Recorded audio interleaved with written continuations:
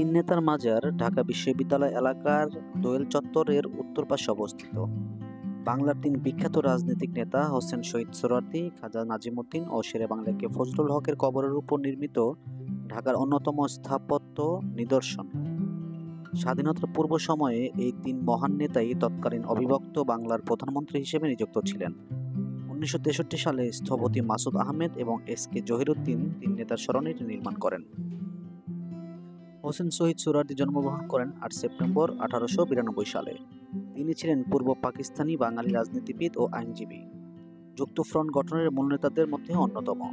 গণতান্ত্রিক রীতি ও জনমতের প্রতি শ্রদ্ধাশীল ছিলেন, তাই সুধী সমাজ কর্তৃক গণতন্ত্রের মানসপুত্র বলে আখ্যায়িত হন। স্বাস্থ্যগত কারণে তিনি ১৯৬৩ সালে দেশের বাইরে যান এবং লেবাননের রাজধানী বৈরুতে অবস্থানকালে ৫ ডিসেম্বর ১৯৬৩ সালে তিনি মৃত্যুবরণ করেন। পরে তাকে ঢাকায় আনা হয় ও ৮ ডিসেম্বর সোহরাওয়ার্দী উদ্যানে জানাজা শেষে তাকে ঢাকা হাইকোর্ট প্রাঙ্গণে সমাহিত করা হয়। খাজা নাজিমুদ্দিন জন্মগ্রহণ করেন ১৯ জুলাই ১৮৯৪ সালে। তিনি ঢাকার নবাব পরিবারের সদস্য ছিলেন। খাজা নাজিমুদ্দিন দুইবার বাংলার প্রধানমন্ত্রীর দায়িত্ব পালন করেন। পাকিস্তান প্রতিষ্ঠার পর মোহাম্মদ আলী জিন্নাহর মৃত্যু পরবর্তী ১৯৪৮ সালে তিনি পাকিস্তানের গভর্নর হন। ১৯৫১ সালে প্রধানমন্ত্রী লিয়াকত আলী খানের মৃত্যুর পর তিনি পাকিস্তানের দ্বিতীয় প্রধানমন্ত্রী হন।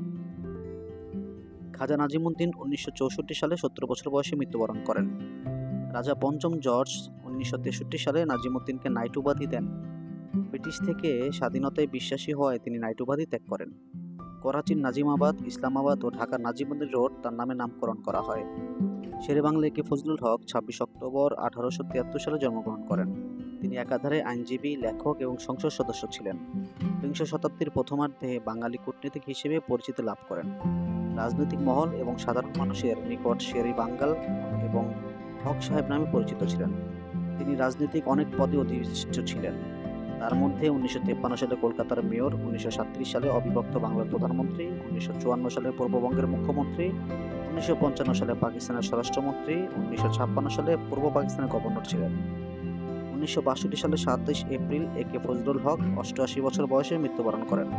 পল্টন ময়দানে জানাজা শেষে ঢাকা বিশ্ববিদ্যালয় এলাকায় তাকে সমাহিত করা হয়।